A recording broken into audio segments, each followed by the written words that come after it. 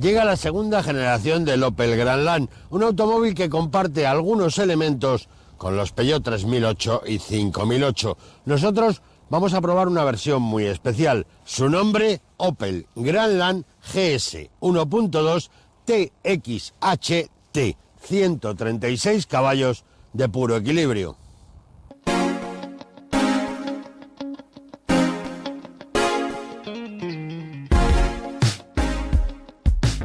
¿Qué es lo que más te llama la atención en el diseño de este Grandland? Pues el frontal, primero elevado, segundo con un perfil que arranca desde el montante, una zona central también que da protagonismo al logo de la marca y después unos faros IntelliLux Matrix LED con 25.600 píxeles. No os podéis ni imaginar el chorro de luz que sale de estos grupos ópticos. Además, esa parrilla estilo Mocha, sin ser opaca completamente, le da mucho protagonismo a la zona delantera. Elementos aerodinámicos en la parte inferior, después lateral, por supuesto, paso de rueda en contraste, en negro, que recorre toda la cintura del coche por completo. Va de lado a lado del vehículo. Después un perfil que viene del grupo óptico y va redondeando ese lateral, prácticamente enlazando los tiradores de las puertas. Un protector en la zona inferior de esas mismas puertas y una línea trasera que cae ligeramente, no llega a ser coupé, pero le da un aire deportivo al coche. Parte opaca también en esa zona, cristales tintados, y en la zona posterior que tenemos, alerón sobre el techo con unos elementos de ajuste laterales que aíslan el elemento superior, que es ese alerón, después una firma lumínica enlazada con el nombre, denominación de Opel en medio, el Grandland en la parte inferior y esa firma lumínica va cortada para abrir el maletero. Boca de carga, voy a hacer un paréntesis en esta zona, bajita, es la tendencia del mercado. ¿Por qué? Porque se trata de facilitar la vida al usuario. No hay que deslomarse para meter algo en el maletero de los vehículos. Y por último, en la parte inferior tenemos el parachoques, bueno, con una cámara también en la zona central. Y ahora vamos a entrar en el espacio habitable y os voy a contar tanto el equipamiento de serie como los extras que lleva, porque lo cierto es que el coche viene muy equipado, pero se puede completar con algunos extras muy interesantes.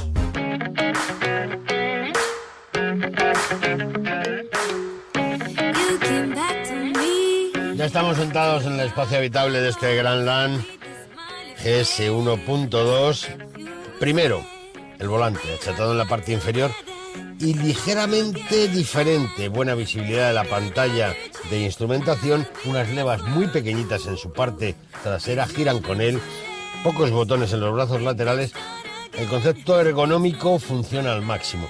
Peculiaridades, por ejemplo, las tomas de aire, las entradas de aire van en los paneles de las puertas. Todo muy a la mano, buena calidad, buenos ajustes, buen tacto. Recordar, hay que tocar los coches, hay que olerlos, hay que respirarlos, hay que vivirlos para acabar de completar la idea que uno tiene cuando se quiere comprar un vehículo. El head-up display en la parte frontal, una inserción tipo carbono, fibra de carbono, tanto en la parte superior del salpicadero como en la parte inferior, donde además hay un listelo, tono simulando un aluminio y buena sensación general. Esto es importante. Después, pues las pantallas. La pantalla central, muy alargada, muy planita, tiene 16 pulgadas, ojo, porque no es pequeña, ¿no? Y nos permite manejar el sistema de infoentretenimiento, pero es curioso que bajo esa pantalla se hayan puesto mandos físicos, botones, para el equipo de audio y para el climatizador. Después, en el interior de este coche, lo que se percibe es que hay más espacio que en la versión anterior de este automóvil, ¿no? Y sobre todo la ergonomía. Las plazas traseras son anchas, son cómodas, hay muchos detalles, ¿no? Muchos. Ahí es importante que en este coche los detalles están por todos los lados. Por ejemplo, no hay palanca de cambio, es evidente, y hay una tecla. Después viene el Drive Mode, que nos va a permitir movernos por los modos de conducción del automóvil. Muy fácil todo muy a la mano, muy pensado para ti, o sea, para el conductor, ¿no? Todo enfocado, el control de elementos, la información, asientos que por supuesto tienen prolongador de banqueta, esto ya sabéis que es una manía, pero lo comento. Diseño de los asientos también cómodo, es que es un coche alemán y este modelo reafirma todavía más esa sensación, ¿no? Detalles, 5 años de garantía, otra cosa que hay que sumar, y extras. Pues las pinturas metalizadas salen por 500 euros, el cuero Napa 3.000 en los asientos, y hay unos pack, el Tech Pack son 1.500 euros, lleva el Intelli HUD, que es el proyector del parabrisas, el Head-Up Display, parabrisas calefactado. Vamos sumando cositas, ¿no? Una cámara de visión 360 en la parte trasera, alerta de ángulo muerto, asistente de cambio de carril, y después ya todo esto tenemos otra posibilidad, que es el Comfort Pack, que vale 2.600 euros. Dicho todo esto, ¿cómo es el espacio habitable de este Grand Land? Pues es generoso, muy confortable y enfocado para hacer kilómetros. Y como toca hacer kilómetros, pues lo vamos a poner en marcha y vamos a ver cómo se comportan esos 136 caballos de este híbrido.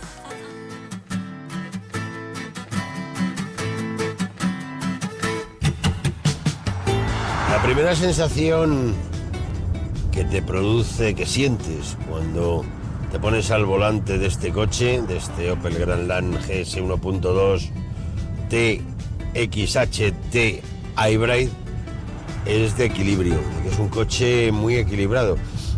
Da la impresión de que no va a haber nada que sobresalga, ¿no? Que te llame mucho la atención, lo cual no es cierto, porque hay elementos muy afinados. Por ejemplo, el sistema de suspensiones, por ejemplo, el conjunto de frenos. Todo se va uniendo, es una especie de puzzle que al final da como resultado un vehículo muy agradable, ¿no? Es un vehículo en el que encuentras el equilibrio en todos los aspectos, ¿no? Desde el funcionamiento dinámico a la sensación de aplomo del coche. Muy, muy agradable. Esto es importante porque, bueno, nos va a dar una idea general de cómo es este automóvil, del que os voy a contar algunas cosas. Por ejemplo, la longitud 4,65 metros, anchura 1,90, 1,66 de altura y pesa 1.675 kilos. Vamos con la parte mecánica. Recordar, es híbrido, motor de 3 cilindros en línea, 1.2 litros, delantero transversal, culata y bloques son de aluminio y además cuenta con inyección directa, turbo de geometría variable e intercooler. Por supuesto, sistema Stop and Start para ajustar consumos, tracción delantera, cambio automático, 136 caballos de potencia. Motor eléctrico, 21 kilovatios, que son 29 caballos, delantero transversal, funciona a 48 voltios y cuenta con un acumulador de iones de litio que va en posición central delantera con una capacidad de 0,90 kilovatios hora, útiles sobre 0,43. Prestaciones, bueno, no son malas. 202 kilómetros por hora de velocidad punta, pasa de 0 a 100 en 10,2 segundos y tiene un consumo medio de 5,5 litros a los 100 kilómetros con un depósito con 55 litros de capacidad. Es una de sus armas y una de sus mejores cualidades, los consumos súper ajustados. Después, emisiones de CO2, 124 gramos por kilómetro. Vamos con el maletero, es un SUV y es un SUV, bueno, pues con un maletero interesante. Posición normal, 550 litros, abatiendo el asiento, 1.645. Conjunto de frenos, discos ventilados con 304 milímetros en el eje delantero, discos en el eje posterior con 290 milímetros. Buena frenada, buen tacto. Yo creo que ahora mismo ya el tacto de los frenos en casi todas las marcas es muy similar.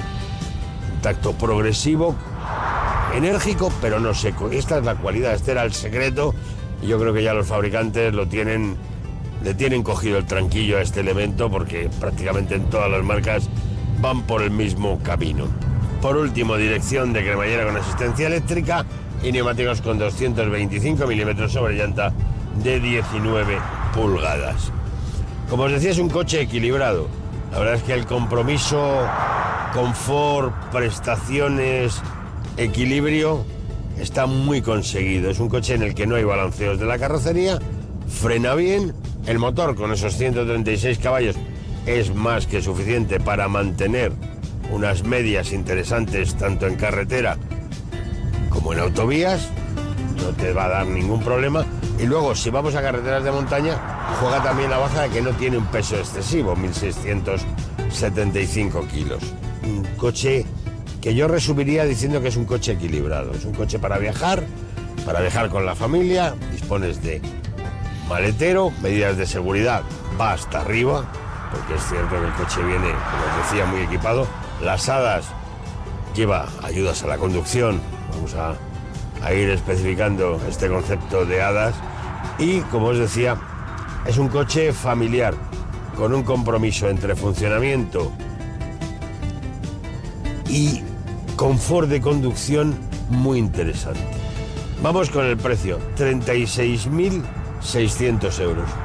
Bueno, realmente tenemos en cuenta que lleva etiqueta eco en el parabrisas, tiene una mecánica contrastada que se utiliza en muchos productos del grupo Stellantis, un concepto de uso bueno, coche muy equilibrado, como os decía, y además coche generoso en el espacio habitable. Pues estas son sus armas, estas son sus cualidades. Resumiendo, si estáis buscando un coche con un tamaño generoso, con un buen habitáculo, con un concepto dinámico eficaz, con un precio aceptable, tenéis que meter en la quiniela, vamos, en esa lista que hagáis, este Opel Grandland GS 1.2 híbrido con 136 caballos. Un coche en el que el equilibrio es la nota dominante.